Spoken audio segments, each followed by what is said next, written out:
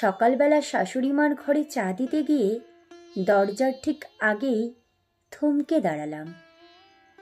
জানি আড়ি পেতে কথা শোনা উচিত নয়, কিন্তু ওনার ওই বিশেষ কথাটার জন্য আমি নিজের কৌতূহল আটকে রাখতে পারলাম না।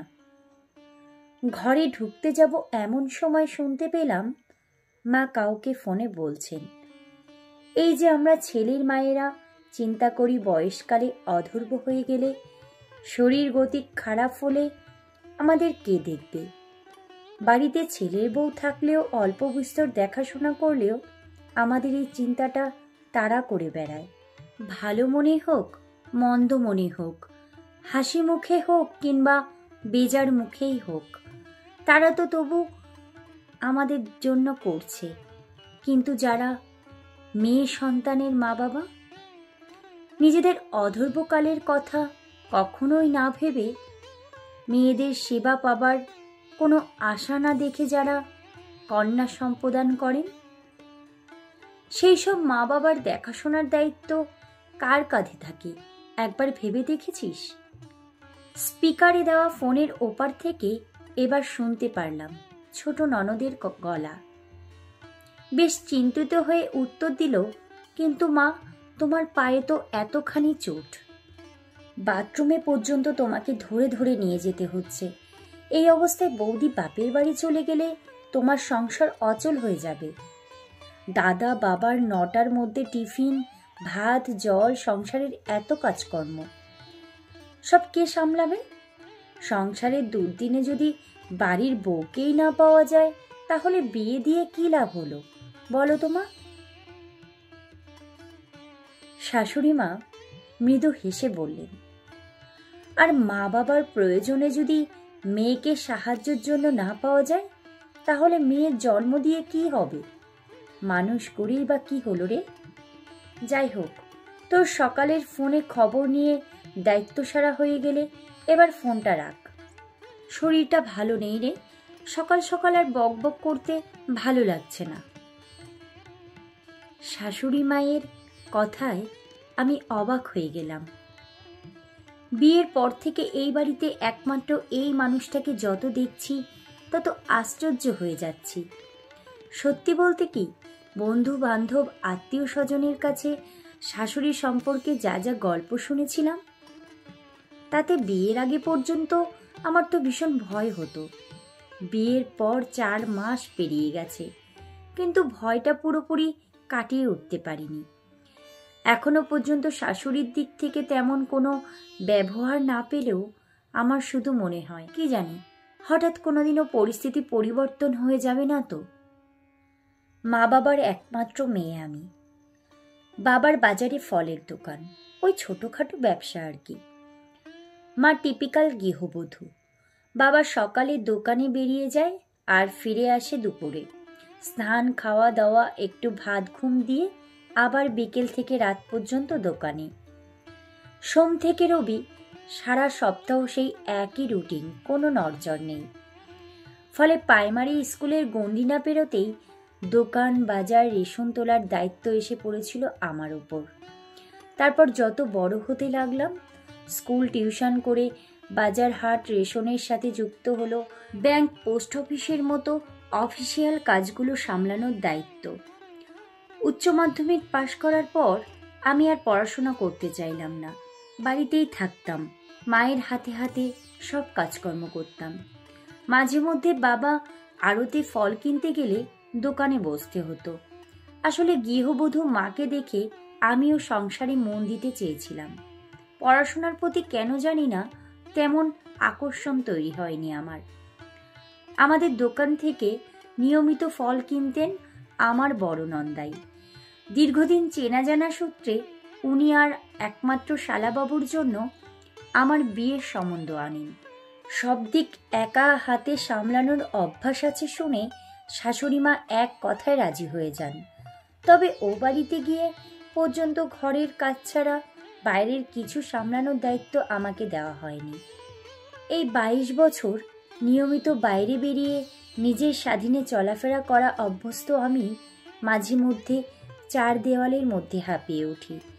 ইচ্ছে হয় আগের মতো মাঝে মধ্যে মন খুলে বাজার করতে, পেট কানকো দেখে শুনে মাছ কিনতে, মায়ের পছন্দের মিষ্টিটা কিনে নিয়ে যেতে, বিকালে একটু মুখরোচক কিছু খেতে। কিন্তু সদ্য বিয়ে হয়ে এসে এসব প্রসঙ্গ মুখে তুলতেই অস্বস্তি হয় খুব। তাই 4 মাসে 2 বার বাপের বাড়ি ছাড়া আর কোথাও যাওয়া হয়নি। এদের বাবা ছেলের হোলসেলের মুদিখানা দোকান। সারাদিন ভীষণ ব্যস্ততা আর মাথা ব্যথায় সব সময় কাটে। আমাকে নিয়ে বেড়াতে যাওয়া মানে তাদের কাছে বিলাসিতা। তবে আমার মনটা গত পরশু পর্যন্ত একটু হালকা ছিল। চিন্তা ছিল মাথায় খুবই, কিন্তু মনটাও ভালো লাগছিল যে ও বাড়িতে যাব। আসলে মায়ের গল ব্লাডারে স্টোন হয়েছে, অপারেশন হবে। বাড়িতে মা বাবা ছাড়া যে আর কেউই নেই। আমি গিয়ে 15 দিন মতো থেকে সেবা শুশ্রূষা করে সব সামাল দিয়ে আসব। না হলে বাবার দোকান একটানা বন্ধ রাখলে সংসারটাই বা কিভাবে চলবে, এইরকমই কথা হয়েছিল। কিন্তু এর মধ্যে পরশুদিন বাথরুমে পড়ে গিয়ে পায়ে অসম্ভব চোট পেয়েছিলেন আমার শাশুড়ি মা। কাল সারাদিন এক্স-রে ডাক্তার নিয়ে কেটে গেছে। এই অবস্থায় আমি আর বাড়ির কাউকে এই কথা তুলতেই পারছি না, কারণ সংসারের সব কাজ একা করার পাশাপাশি ওনার সম্পূর্ণ দেখাশোনা আমি করছি। এরই মধ্যে সকালে চা দিতে এসে এই কথা শুনে তো আমি অবাক হয়ে গেলাম। দীর্ঘশ্বাস ফেলে সমবিতে ফিরে পেয়ে দেখলাম আমি বাইরে দাঁড়িয়ে এসব চিন্তা করতে করতে চা জুড়িয়ে জল হয়ে গেছে। তাড়াতাড়ি করে চা গরম করে মায়ের ঘরে নিয়ে এলাম। চা দিয়ে চলে আসছি, তখন মা দাঁড়িয়ে যেতে বললেন। গলা চড়িয়ে বললেন, তোমার কি কোনো কাণ্ডজ্ঞান নেই বৌমা? তোমাকে যত দেখছি তত অবাক হয়ে যাচ্ছি। কিভাবে এত শান্ত, এত সংযত আছো তুমি? আমি বললাম, কেন মা, কি হয়েছে? উনি বললেন, যতটুকু শুনেছিলাম হিসেব মতো কাল মায়ের হাসপাতালে ভর্তি হওয়ার কথা। পরশু আর কাল আমায় নিয়ে না হয় একটু ব্যস্ত ছিলে মানলাম, কিন্তু তারপর একবারও তোমার মায়ের বিষয় নিয়ে তোমাকে তো কথা বলতে দেখলাম না। তোমার তো আজ ওই বাড়িতে যাওয়ার কথা ছিল, কই আমাকে একবারও তো এসব নিয়ে কিছু বললে না। তুমি কি মনে করেছো এই সংসার ছাড়া তোমার আর কারোর প্রতি কোনো দায়িত্ব নেই? সংসারের দায়িত্ব আমাদের দায়িত্ব, তুমি নিজে হাতে তুলে নিয়েছো, খুব ভালো কথা, আমরা নিশ্চিন্ত হয়েছি। কিন্তু আমাদের সঙ্গে তোমার কোনো রক্তের সম্পর্ক নেই, যেটুকু আছে দায়িত্ব কর্তব্যের। মাত্র 4 মাস হলো তুমি এ বাড়িতে এসেছো, এর মধ্যে আমাদের প্রতি যে তোমার গভীর ভালোবাসা জন্মে গেছে এমনটাও কিন্তু নয়।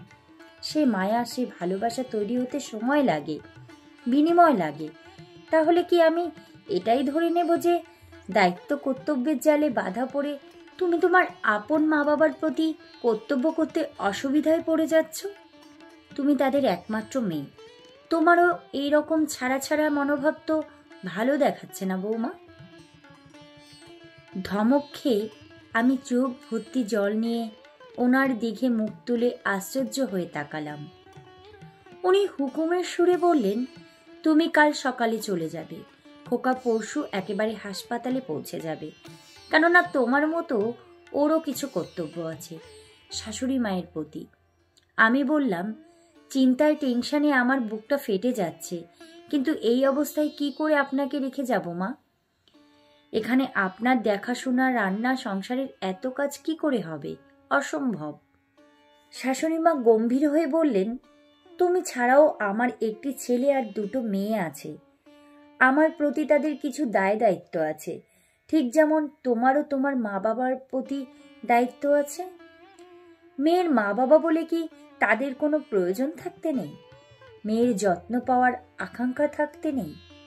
বৌমা, সমাজ সংস্কারের ভরণে যত নিয়ম আমরাই নিজেদের সুবিধার জন্য তৈরি করেছি, কিন্তু এতদিনে চলে আসা সত্যি বস্তা পচা নিয়মগুলো না বদলালে সমাজ এগোবে কি করে? একটু চুপ থেকে আবার বললেন, জানো, বিধবা মায়ের এক মেয়ে ছিলাম আমি। তার আপদ বিপদ, দায় ঢেউ আমি কখনো যেতে পারিনি, কষ্ট পেতাম, কাঁদতাম। কিন্তু তোমার ঠাকুমা শাশুড়ি আমাকে মন থেকে কোনোদিনও ছাড়েনি। শেষ বয়সে মাকে নিজের কাছে রাখতে পর্যন্ত পারলাম না। মানুষটা একটু জল না পেয়ে চলে গেল, অথচ জানো তার যাবতীয় সম্পত্তি এক মেয়ে হিসেবে আমিই পেয়েছি। এই যে বাড়ি, এটা আমার মায়ের বাড়ি। মেয়ের মায়ের সম্পদের অধিকার নিতে এদের বাধেনি, কিন্তু কর্তব্য করতে মন চায়নি। আমি চাই না যে যন্ত্রণা, যে আফসোস আমি ভোগ করেছি, সেই দুর্ভোগ তোমারও হোক। আমাকে কোনো কথা বলার সুযোগ না দিয়ে উনি বড় মেয়েকে ফোন করলেন। বললেন, শোন, বৌমা এখন দিন 10 বাপের বাড়িতে থাকবে, ওর মায়ের অপারেশন আছে। তোরা 2 বোন কিছুদিন করে আমার কাছে যদি এসে থাকতে পারিস খুব উপকার হয়।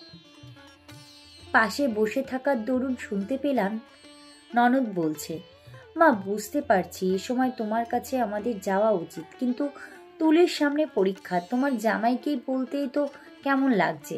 যতই হোক মায়ের দেখাশোনার জন্য সংসার ছেড়ে এভাবে ওখানে বসে থাকবো, বিষয়টা কি সাজে?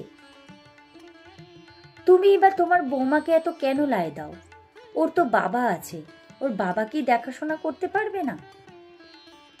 কড়া গলায় শাশুড়ি বলে উঠলেন, তাহলে তুই কি চাইছিস?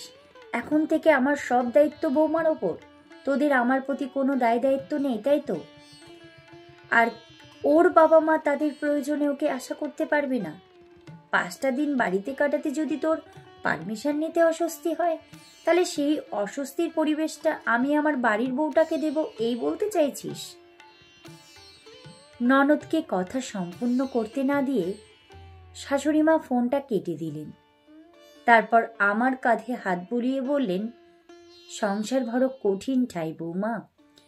এখানে সবাইকে নিংড়ে দাও, ক্ষতি নেই, কিন্তু এখান থেকে কিছু পাবার আশা করবে না। তাই যা করবে সিদ্ধারা সোজা রেখে করবে। বাপের বাড়ি মানে ভালো সময় স্বামীকে নিয়ে ভালো মন্দ খাওয়া, ভাইফোঁটা জামাই ষষ্ঠীতে আদর যত্ন পেতে যাওয়া নয়।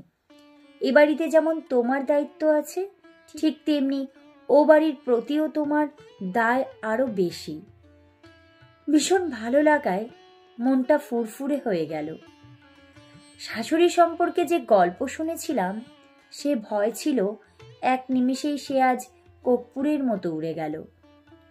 পরদিন সকালে সেই আকাশ, সেই চেনা রাস্তা, সেই মানিকদার চায়ের দোকান, বড় বাজারের মোড়, সাইকেলের গ্যারেজ, কতদিন পর বাইরের আলো বাতাস দেখে আহ বলে উঠলাম।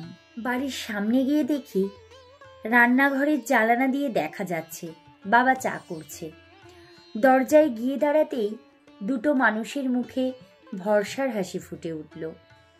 মাকে দেখে মনে হলো কোনো কষ্ট, কোনো যন্ত্রণা, অপারেশনের কোনো ভয় তাকে ছুঁতে পারছে না। তাদের বড় বল, বড় ভরসার জায়গাটা এসে গেছে যে। সত্যি আমরা যদি একটু বোঝদার হয়ে একতরফা উচিত অনুচিতের বিচার না করে 2 তরফেই বিচার করি, উদার মনে যদি মেয়ের বাবা মাকেও মানুষ বলে গণ্য করি, তাদের প্রয়োজনে, তাদের পেছনে তাদের সন্তানেরা সাপোর্ট হয়ে দাঁড়ানো খুব প্রয়োজন বলে মন থেকে মান্যতা দিই, তাহলে কোনো মেয়ের বাবা মাকে মেয়ের বিয়ের দিন অভিভাবক হারা হয়ে পড়লাম ভেবে অসহায় হয়ে থাকতে হবে না।